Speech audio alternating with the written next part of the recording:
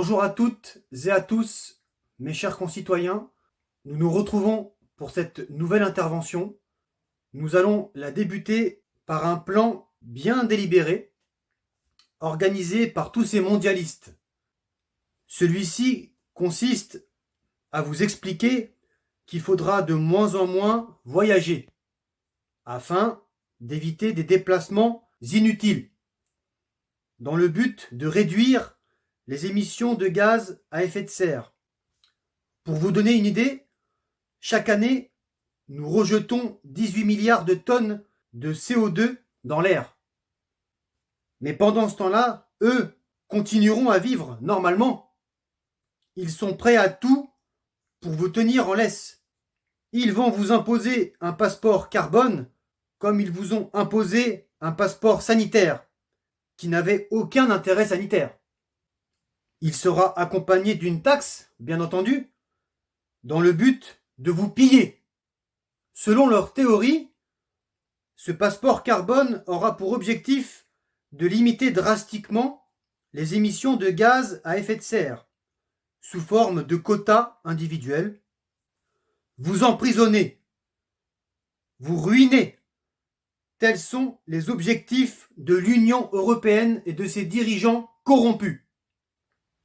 Ce n'est pas pour le bien de la planète qu'ils prennent de telles mesures, comme ce n'est pas pour votre bien de vous protéger d'une pandémie en vous imposant contre votre volonté et contre votre liberté un sérum expérimental pour que vous puissiez servir de cobaye et enrichir tous ces grands laboratoires véreux.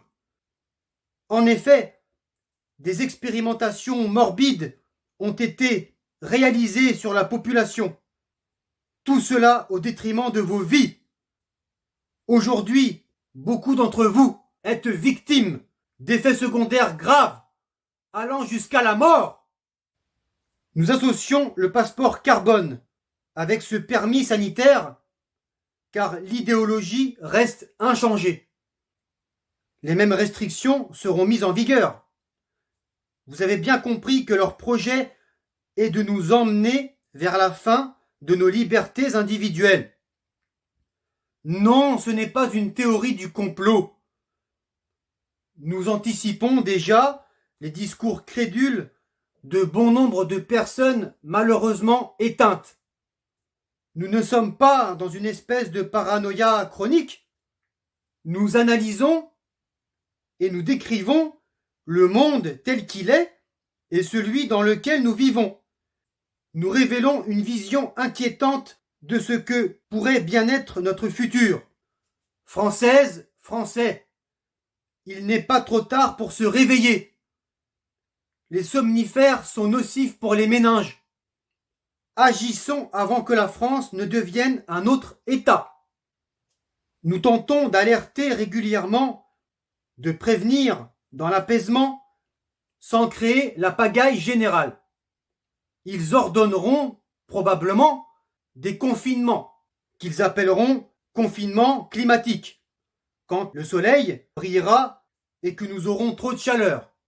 Et quand nous serons en hiver avec nos flocons de neige, ils vous expliqueront que c'est la météo. Leur volonté est d'utiliser le climat comme responsable, comme ils ont utilisé la pandémie afin de vous maintenir dans une peur constante. Ces imposteurs sont toujours à la recherche d'un bouc émissaire. Mes chers concitoyens, nous vous parlons aujourd'hui de ce sujet car nous tirons le signal d'alarme. Une grave menace plane au-dessus de nous. Nous ne pouvons pas rester immobiles et apathiques. Le monde ne sera pas détruit par ceux qui font le mal, mais par ceux qui regardent et qui laissent faire. L'Union européenne est un monde anachronique, dépassé, qui ne représente pas l'avenir. La vieillesse est un naufrage, nous le voyons chaque jour. Les fidèles de cette structure politique antinationale sont accablés. De plus, ils n'ont aucune légitimité démocratique puisqu'ils n'ont aucun mandat du peuple. Ce système est à bout de souffle. Qui sont-ils pour décider de notre destin ? Qui sont-ils pour censurer parce que nous avons des divergences. Qui sont-ils pour sanctionner en cas de désobéissance à leurs infâmes directives?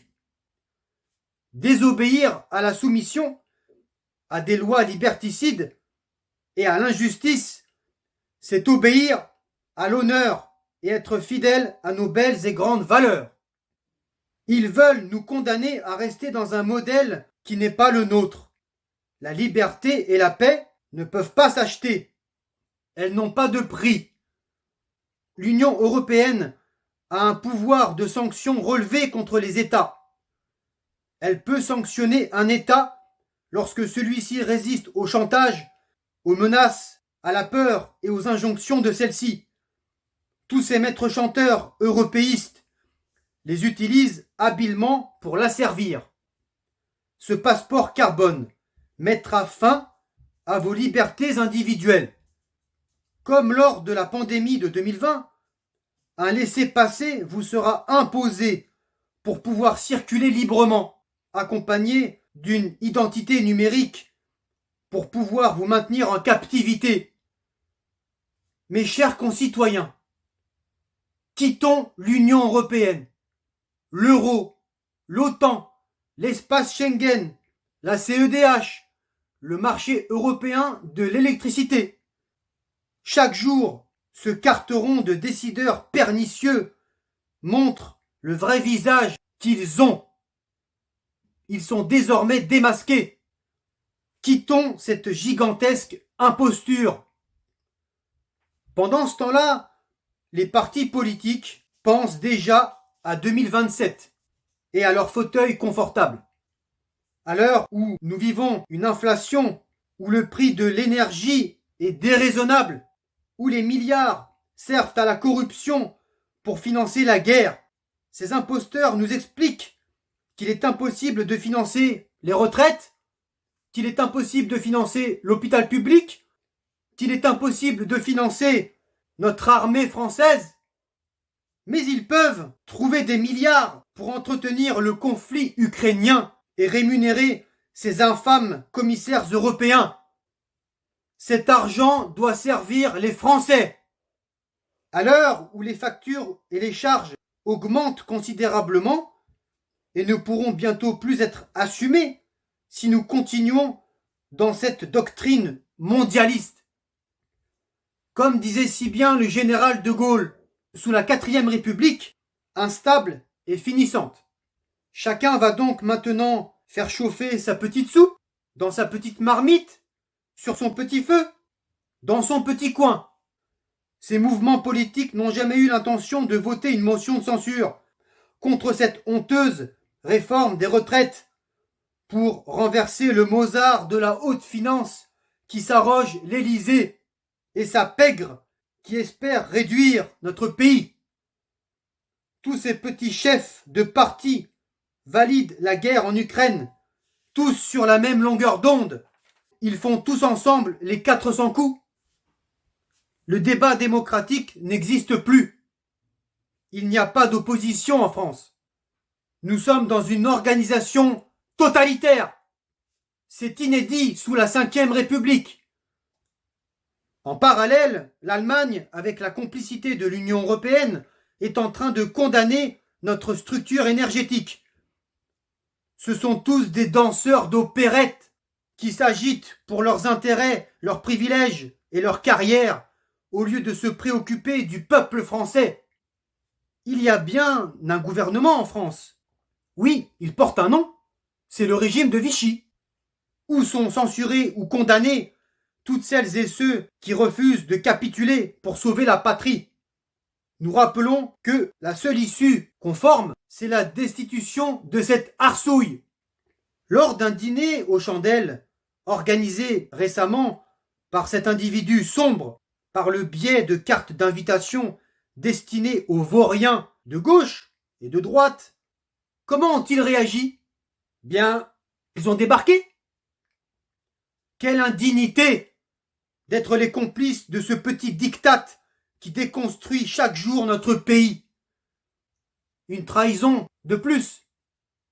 Sa récente déclaration témoigne son profil psychologique pour reprendre ses propos.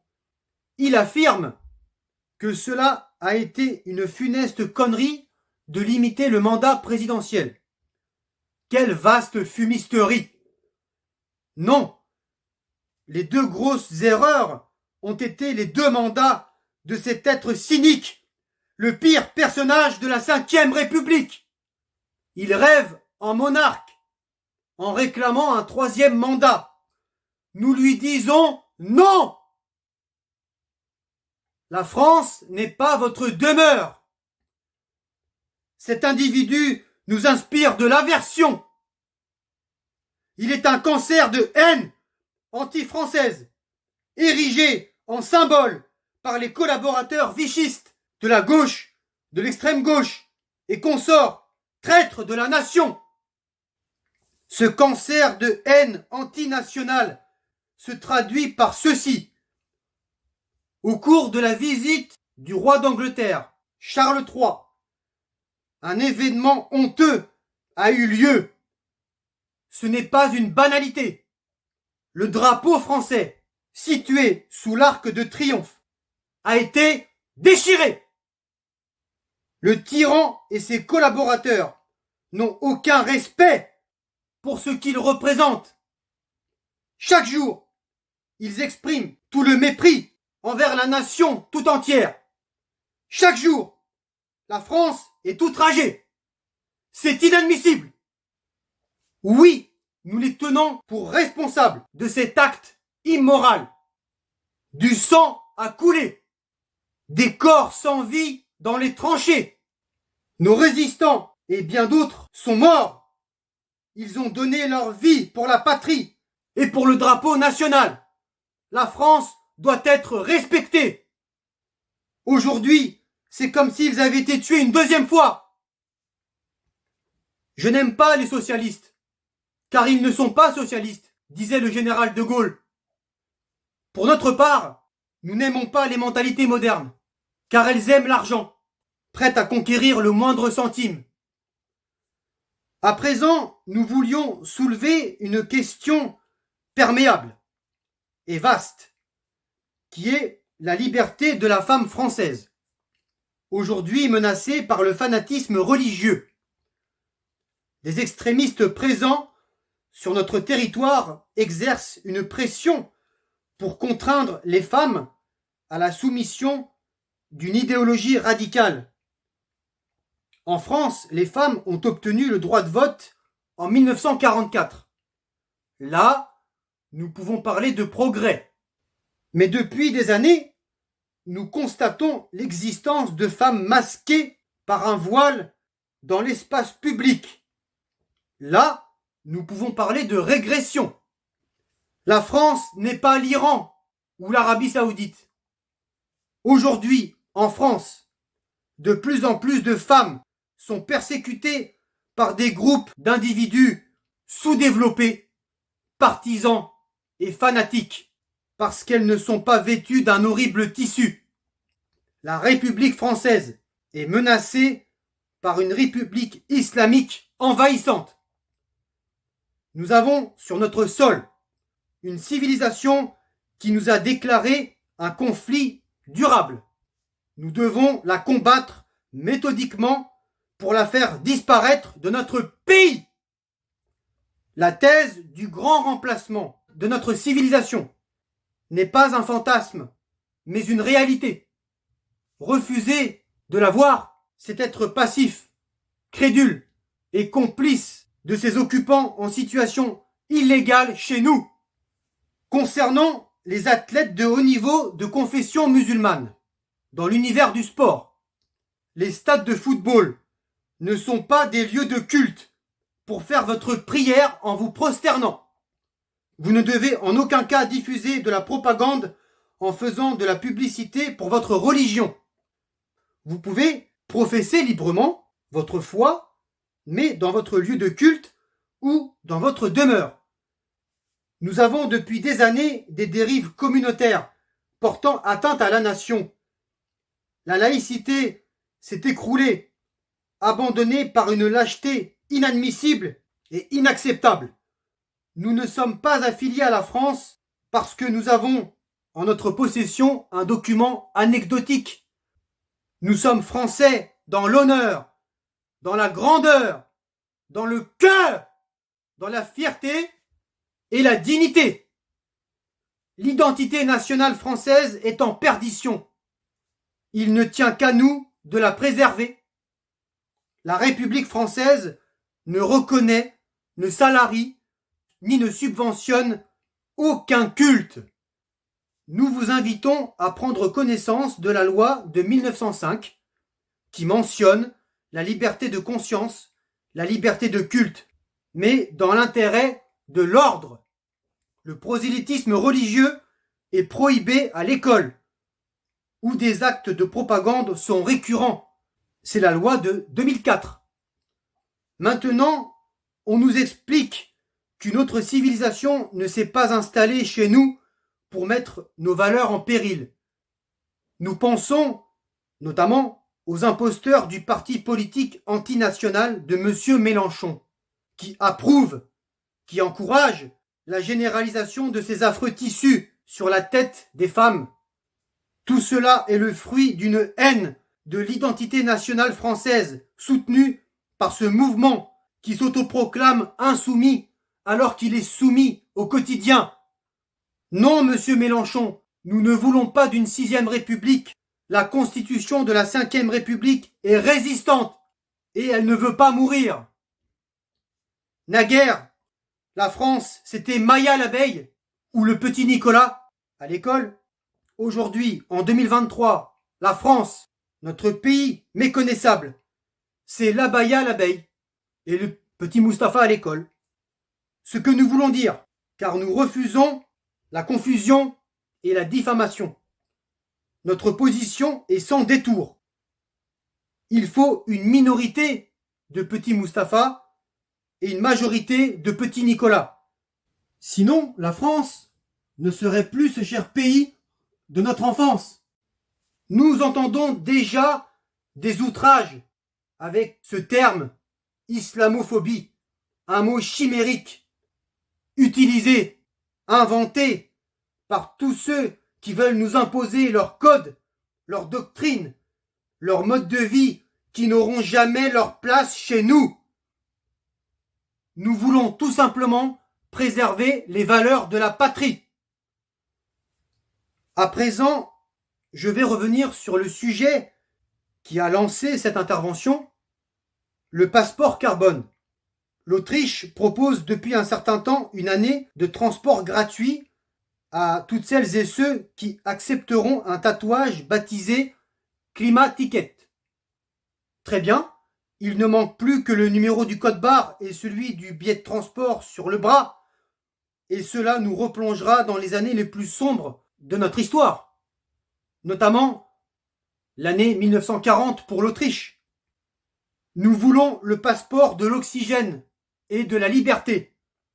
L'avenir, ce n'est pas d'être enfermé dans ce fédéralisme européen, mais c'est de retrouver l'indépendance en restant soi-même dans un pays où nous pouvons nous identifier à une culture, à un patrimoine, à une monnaie, à une agriculture, à une justice, à une autorité. L'avenir est de se libérer de ce carcan. Mes chers concitoyens, la Commission de Bruxelles et toutes les autres instances supranationales que j'ai citées doivent disparaître de vos vies. Les lois venant de celles-ci sont contraires aux intérêts de la France. Nous retrouverons l'apaisement que lorsque nous aurons repris notre liberté en restaurant la souveraineté nationale. Concernant l'état de santé de la planète, ne vous en faites pas. Elle existe depuis environ 4,5 milliards d'années et elle a connu régulièrement des périodes de réchauffement puis de glaciation. Donc, c'est inutile de créer une panique mondiale. Il s'agit de s'adapter à ces événements cycliques. Françaises, Français, le destin de la France est entre nos mains. Que va-t-il advenir de notre pays ? Quel modèle de société allons-nous laisser à nos enfants?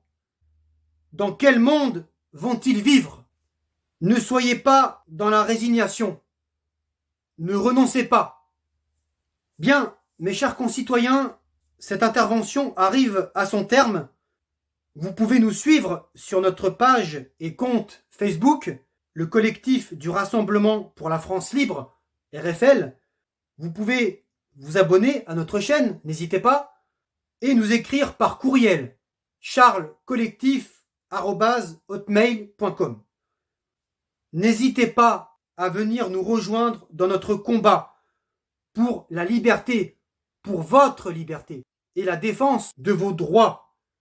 Nous savons très bien que ce combat pèse lourd dans les consciences, mais nous savons également ce qui nous attend à la fin. La liberté nous tend les bras pour le peuple que nous sommes. Rien n'est perdu. Nous nous battrons jusqu'au bout. Nous fortifions notre résolution de refuser la capitulation. Notre association est imprégnée du sentiment de la dignité de la France. Alors venez nous aider. Notre association veut fédérer dans l'intérêt général. Venez adhérer. Nous vous accueillerons sans distinction. Notre association réclame ardemment le retentissement d'une France irréductible, debout et libre. Alors, tous ensemble, résistons! Vive la France libre!